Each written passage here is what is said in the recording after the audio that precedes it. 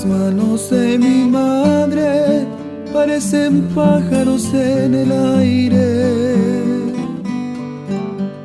historias de cocina entre sus alas heridas de hambre.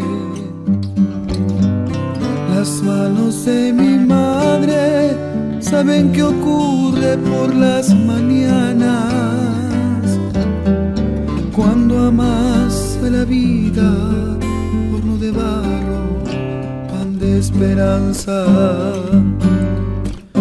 Las manos de mi madre llegan al patio desde temprano.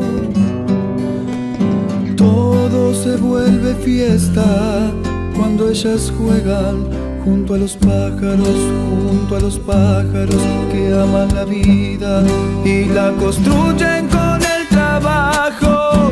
Arde la leña, harina y barro, lo cotidiano se vuelve mágico, se vuelve mágico.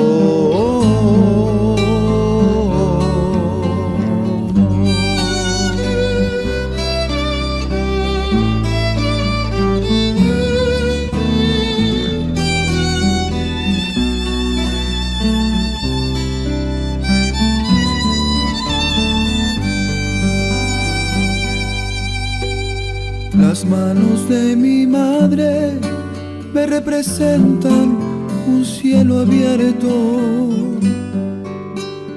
y un recuerdo añorado, trapos calientes en los inviernos. Ellas se brindan cálidas, nobles, sinceras, limpias de todo. ¿Cómo serán las manos del que las mueve gracias al odio? Las manos de mi madre llegan al patio desde temprano. Todo se vuelve fiesta cuando ellas juegan junto a los pájaros que aman la vida y la construyen